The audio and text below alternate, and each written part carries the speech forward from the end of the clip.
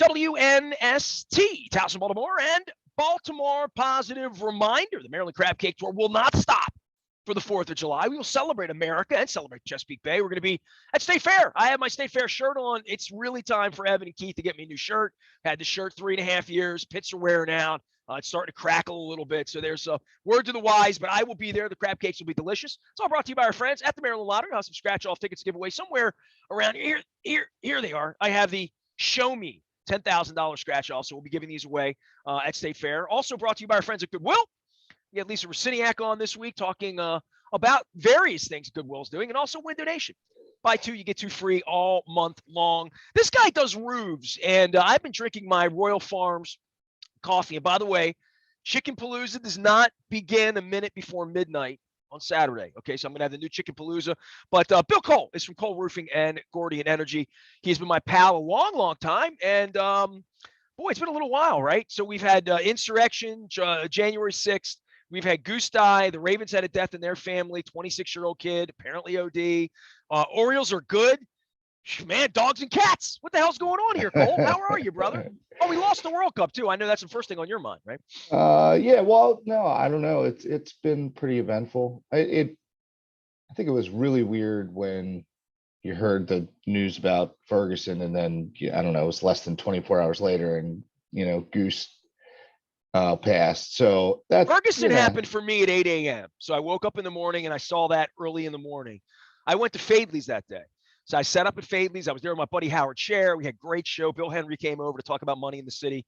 I had Simone Phillips from Charm City Table on. She eats food everywhere. She was a fantastic guest. We hung out for a while. And I left, and I had a dentist appointment. And I'm in the dentist chair, and I get out of the chair, and I put my glasses on, and I look down, and people are sending me what looked to be a fake Goose death, right? I mean, it looked to be like a hoax, right? It didn't look sports box. Luke and I talked. I'm like, and Luke and I, we're professionals. We're not amateurs here. This isn't 24/7 or this is real here, right?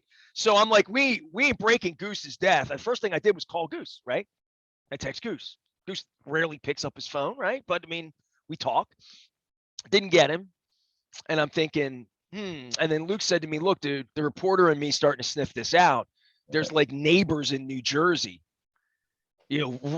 People around Jersey with 28 followers who are saying Goose is dead. Right. So like we should take this seriously, and we jumped on it. And I'm still in shock, dude. I've talked to Brian about it. I've had Rod Woodson on this week, Marvin Lewis, Dwayne Starks. He was such a force of energy. Did you ever meet the Goose? Oh yeah, and I mean 55, right? 55, 53. That really makes me. Yeah. I just think. I mean, whatever, right? Like, it's not the first time we have these sad stories about ex-football players, and you look at them and you're like, he, isn't necessarily probably eating the best diet or taking care of himself. Oh, Goose was not a vision of health, right? We're political wisdom, by the way, either. But that doesn't mean that we didn't have some good times, and that he was the most revered guy on the stage a month ago. Like, and everyone would admit that. I mean, the crowd responded to him. There's going to be a giant hole for that team and for that group of alums forever. The room will never be the same without Goose in it. That's just a fact. Yeah. And, I don't know, you start to think about, because, at one point in his life, like he was competing at the highest possible level for his job. So, he had some physical gifts, like, did he spend the last 20 years just completely not taking care of himself, not going to doctor? Did he have ailments that he just ignored? You just wonder. Well, the idea is also, it might be time to get a checkup for all of us over 50 dudes, right? Like, my wife's going to be about this, right? I mean, and like everybody always says, and it's really easy to say, like, hey, live today like it's your last, like I He love did. Goose did. right. Yeah, but is that part of the contributing factor that that ends up God, I running hope into not, or I'm going to be gone right, soon too. right, right. That's what I I saw your mean. act in Vegas, bro. I mean, Right. right, This exactly. is a very hard game to play that we all have to wake up and work through every day, There's beer in my fridge, and there's drugs available. There's all sorts of things, but there's also the part about this kid who, Yeah. I Yeah. mean, and all I've said is, and they're all on vacation right now. Eric, John, they're all gone. They should be, right? They're going to come back and work their ass off in 4 weeks, right? Right. And this is their month down, but this is not a good reflection upon the organization. It's just not. And the owner giving interviews to his $100 million cornerback and avoiding the media. It's just the whole thing for me. And now they have a kid drop dead, but they're a great organization and they do everything perfectly. And like they have the same problems everybody else has, right? And I'm not to speak that I had WNST employees with all sorts of issues. Not no longer, but before I eliminated those issues. But if you have employees, you have 200 employees, 300 employees, you're going to have problems. But this is a different thing when one of your own winds up in a place he shouldn't be, dead at 26 with 3 kids, 3 days after training camp broke or mini camp broke. Yeah. I mean, fair or not fair, like you say, the actions of those players reflects on the organization. Oh, it doesn't. He's not Jalen Ferguson of the Ferguson family of wherever he's from, of what he's Baltimore Ravens, Yeah. player. And I think, That's how his life ended as a Ravens player, well paid, and apparently OD'd on the streets of Baltimore. It's like, you know, when we see the Raiders kid driving 120 miles an hour, killing people, and right, like we right. see all this stuff happening, we're like, well, the Ravens don't draft young men like that. And Oh, I think they do. I think we recognize that they do. I mean, I think over the last 10 years, maybe 20 years, I don't know how long it's been, but like these guys did recognize that they are managing the golden goose. And one of the things that can ruin it all is the behavior of these immature, you know, young athletes who haven't been held accountable for most of their life. So like well, we've all this isn't heard the those day you get stories. accountables when you get to the NFL. If you weren't accountable in high school because you could run wild in Steubenville or Right, Texas and right, do the girls and speed and the cops don't pull you, none of that happens. And then you right, get to Alabama or Oklahoma or Auburn, somewhere down right. in the SEC, where everybody looks the other way and you do whatever you want, and then you show up here, right? And look, I mean, 27 years of covering the Ravens, I've written 2 books, right? I'm re-releasing Purple Rain 1. There's a piece in Purple Rain 1 that somebody brought up with me about Ralph Staten. I don't know where Ralph Staten is in his life. I hope he's alive. I hope he's well. But he was bringing guns into work and stuff. I mean, like crazy stuff in 1997. We're going to make that legal now, where everybody should have a gun, right? Well, I'm sorry, every schoolroom should have a gun, every teacher should have a gun, every doctor should have, everybody should have a gun. But nonetheless, in 1998, Ralph Staten was a knucklehead, and Brian didn't want that. I mean, Bam Morris was a knucklehead. Brian didn't want that. Ted was 4-12 and had to take anybody he could get. right. Marvin, bring anybody in here that can breathe on defense. We'll let him play. I hear all that, but they avoided Lawrence Phillips famously in chapter 1, verse 1 of Sure. the Purple Rain, right? Literally. So avoiding trouble is something that after Ray Rice, I would think Uncle Steve thinks that's job one, right? Job one for Bill Uh, Cole is not to hire employees who go to jail. Like, let's start with that. So let's start with showing up on time, being competent, all of that. But people that are going to kill themselves in an OD in the middle of Baltimore, you'd like to ferret out that that's not a high probability. You'd like to ferret yeah. that out as an employer, is all I'm saying. I guess. I mean, I don't know. Like, Cole Roofing is a second chance employer. I mean, we spend a lot of time, taking guys, putting them to work that are coming out of programs and trying to put their lives together. And I mean, and What if you yes, never know they're in a program to begin with? I guess that's the issue, right? yeah. Well, those guys you're sniffing out through interviews, right? Like, I mean, part of what we hold true is like a value of dependability, and like you got to be here every day. I mean, How it's important is this to you? right. It seems Right? pretty Let's start with that. simple, How but important is this? Because it's really important to me because this is how I feed my family, right? right. So I mean, for a while, I thought the Ravens were starting to get the, the brand of like this place where we took second chance guys, not the Ray Caruths of the world, but like, you know, guys that were on the fringes making mistakes. And And they've drafted one of those every year almost, right? Like right, I went surround back them with and talked about Cornell Brown, right, Ray. on the Super Bowl team. Yeah, That he was the reason he was a 6th-round draft pick was he could get after, he could do all this. He kept himself very clean as for the right, most. I think as far as I remember, Cornell's fine. I haven't seen him right, recently, but guys who had trouble when they're 19 years old and they're African American and they come from a bad environment, a bad background, in a rough area where all of that's going on. Trying to evaluate that at what kind of person's that going to be at 27 or 28? What kind of person's that going to be once they get money? What can we, and this is the football team, right? This is Coach 101, right? Brian wanted to take on Terrell Owens, right? We'll fix them. We're coaches. We're right, healers. We're right. priests. I, We've got, and we've got people here for that. it, We're going to bring the best out of that young man. Darren Waller would be a great example, right, of a guy who came and had problems and we went tried. to Oakland and then Las Vegas and did well. Yeah, yeah. No, I mean, he is a good, most recent example.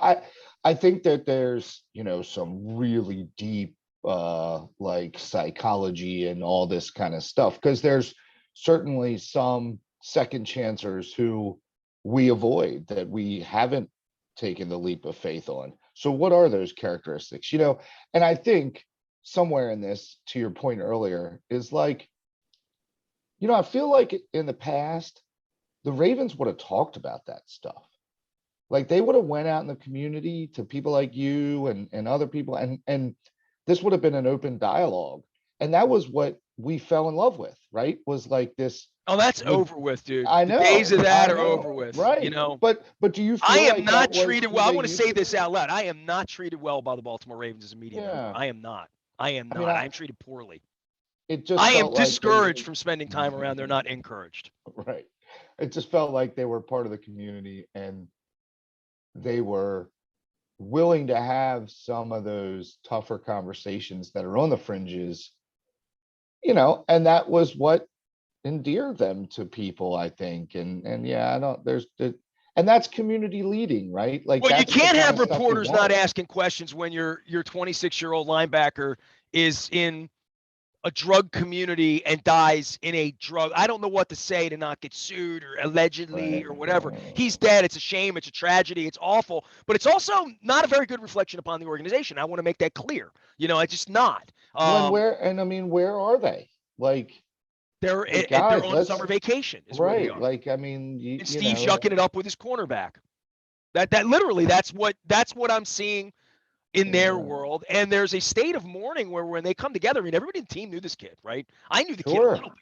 sure. I mean, I haven't been around a player in 2.5 years, famously. So, I mean, what are we going to say? We're going to go out there. The players who knew him and went to work with him every day. He's not a new. The kid they lost a Right. couple of years ago down in Miami he was a cornerback. It was first year, like that. This guy's been in meetings for 4 years around the building, Right. in playoff games, like all of that, Right. right? So Right. Bill Cole is here. He's Cole Roofing and Gordian Energy. He order ahead. Bill, I need some work done on my roof. You know that. Just give me a little roofing update, because when I talk to you, when I talk to Dennis about selling cars, when I talk to Leonard Raskin about the market, things are always changing. But Yeah. summertime, I literally looked at my roof because the damn squirrels won't stay off it. But that's another story altogether. And I'm sure they're up there biting things and costing me money. Yeah, not a lot of movement. I mean, I think there was a brief couple week period where we thought things might be getting better, and I think they are on the roof side. Things are starting to cut loose a little bit, but we continue to get price increases, which, I don't know. I thought we just keep raising interest rates, somehow that magically makes products cost less. I don't, we're waiting for all the different variables to like contribute to stabilizing what's going on, and it's just not there. I don't think it'll be there for a while. The solar Well, panel gas is one market, of those things, right? I mean, gas sure, is everything. And I'll say this, I've been flying around the world most of my adult life. I started traveling really in 1986. And when I would go to Jamaica or someplace, I'd look at gas, and the price was always out of whack because their money's out of whack, right?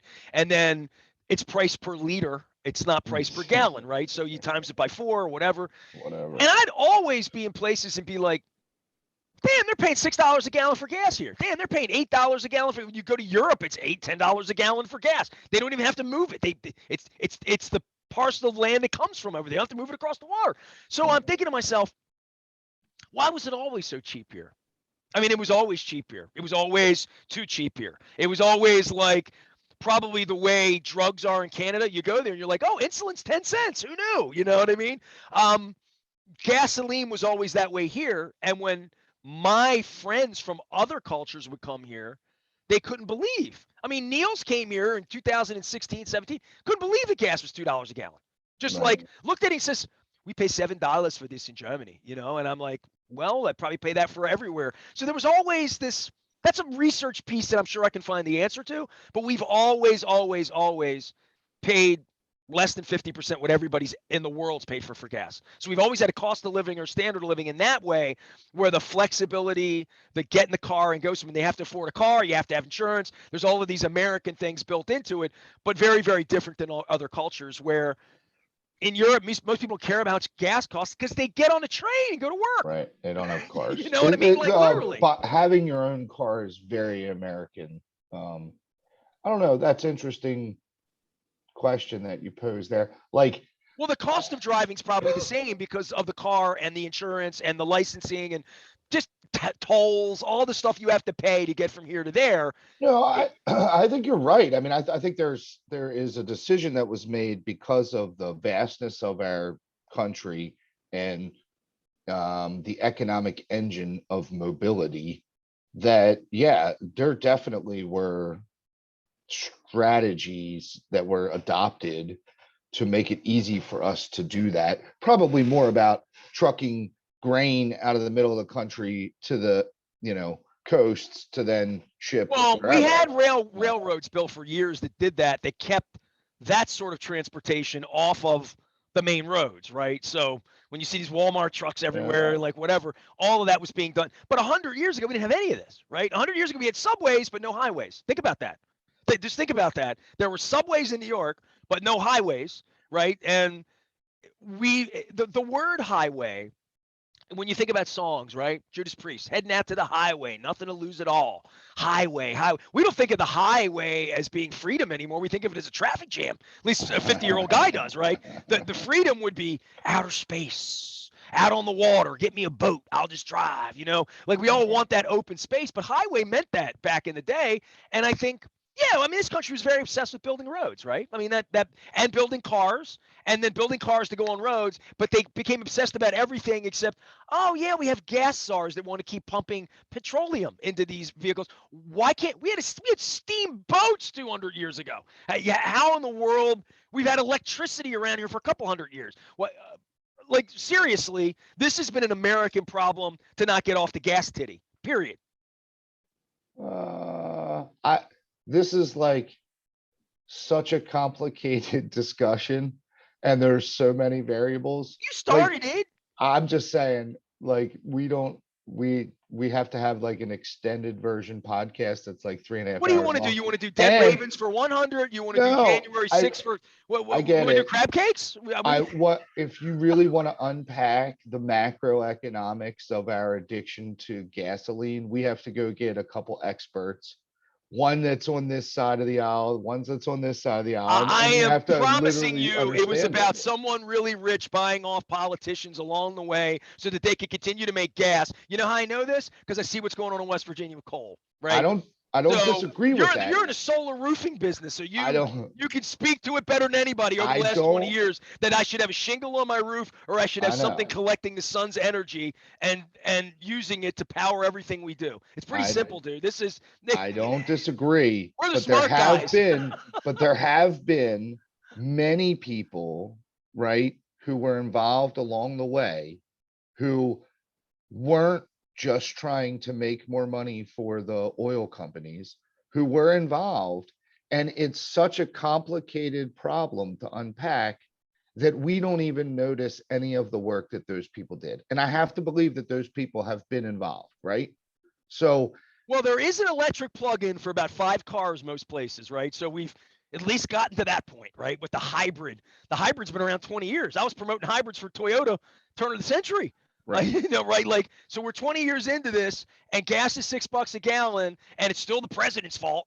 If you don't like the president, it's the president's fault. Well, but there's so many things with, like, we have infrastructure problems with EVs, like there's not chargers everywhere. The way we live our life is that you get up in the morning and you stop at the gas station. If you need gas, you fill up and drive to work. And that isn't how EVs work. It's a different game.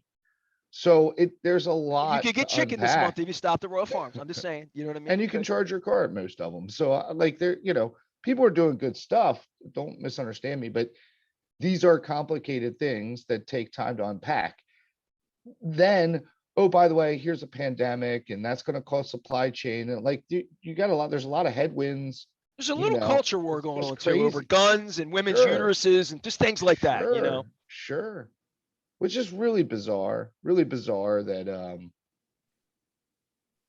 like you We think put that, judges on the court who lied, who just well, literally lied. you think that the political machine, I mean, I'm of the opinion that today almost everything is managed by the political machines Agreed. on one side or the other. Agreed. And the money that supports it.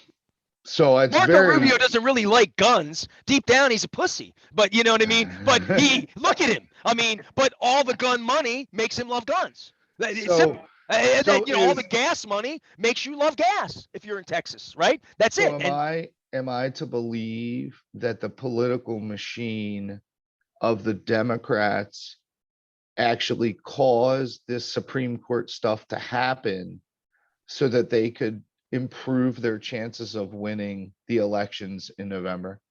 Because the backlash of, like, look at what they're doing to us. And now, that every swings woman the should be pendulum. motivated to vote for a Yeah, Democrat at right, this point. I mean, that's a fact. And I'll say that to Barry Glassman. I'll say that right. to whatever. Every Republican, respectable Republican I know, and I just mentioned David Marks and Barry. They're deep down, they're appalled. They're appalled at these things that have gone on, insurrections. But to the people who are going to vote for them, the people making a decision next week over this maniac Cox and Larry Hogan's chosen woman, that Kelly Schultz, who apparently is getting around town doing. They're all welcome here. They're all welcome to come in here. But the first question is the same question you give Mike Flynn. Do you support the peaceful transfer of power in the United States of America? Do you think elections are rigged in this state or any other state? Why? And where's your evidence? And that just shuts it all down, but it doesn't shut it down on the internet where it's, you don't like gas prices. It's not an intellectual conversation. It's a very, very intellectual conversation when a 26-year-old intern comes in and says, the president of the United States is out of his mind. I was there for all of it. These people are liars, and is willing to get up with her life on the line under subpoena in front of the world and speak truth. And until we have a culture where truth is spoken in that way, we're really gonna be a wayward boat at this point, because we're not the United States. We're the divided states. We really are. Because we started this entire little portion of the discussion with the idea that everything that's going on right now is being managed by a political machine, one side or the other, right? And those two machines are at odds all the time, just playing with all of us peons. And for as long as we understand that to be true, we have serious problems. But Like, the 70% in the middle are being dealt by the 15 on the far end of both I agree. sides. Right. One of the issues right now is take my personal political opinions, or social opinions, I guess is the better word, and set them aside for the Which second. are wildly independent in your case, by the way. Right. Just look at the concept of governance, right? So let's say that the Supreme Court decides that this is not constitutional based on our decision. That's totally okay for them to say that, so long as the legislature body of the government then steps in and passes laws to make it what you want, what the country wants it to be. And in our world, if that doesn't happen in an Amazon 24-hour delivery period, we're pissed because we want it now. So there is an element of how this balancing act of the government, and just keep in mind, we're only 200 and some odd years old, right? So we're still trying to figure this out, and it's never worked in the history of mankind, and we're completely unique, and we don't have any history to like lean on, or like we should just make a king, and then we can do whatever he wants or whatever. We did that for 4 years. We tried that. I just think that we don't even have the civility to let governance like do its Breathe. job. Right, breathe. Yeah, to Yeah. do its Yeah. job. Like, hey, it's okay if if half the country doesn't like this law, like we go to the ballot box, you hope that that isn't impacted by whatever, you make your votes, and then these people get elected, then they pass laws that you can choose to abide by or not. And if you don't, there's a Well, then set of scientists tell you to consequences. wear a mask and you don't. You say it's not a law, it's a rule, and it's a stupid rule, and I don't believe in it. My religion won't allow it. My won't allow it, and I can't breathe, and and then on and on and on. And we had a plague. 1 million people died, and nobody said anything. Literally, like we've just moved on from that. Again, my friend, you take these very complicated topics and you simplify them. So that's another one that 10 years from now there'll Well, be I a lived book. through that. Right? I walked through that in stores. I know and we lived people through coughing on me like idiots. Yeah, I we mean, lived through our experiences. I just, when you go and they write the history books after you and I are both in the dirt, it'll be very interesting how it's all well, it depends on who perceived. writes the history book. You know that. Of Bill course. Cole is here. Cole Roofing and Gordian Energy.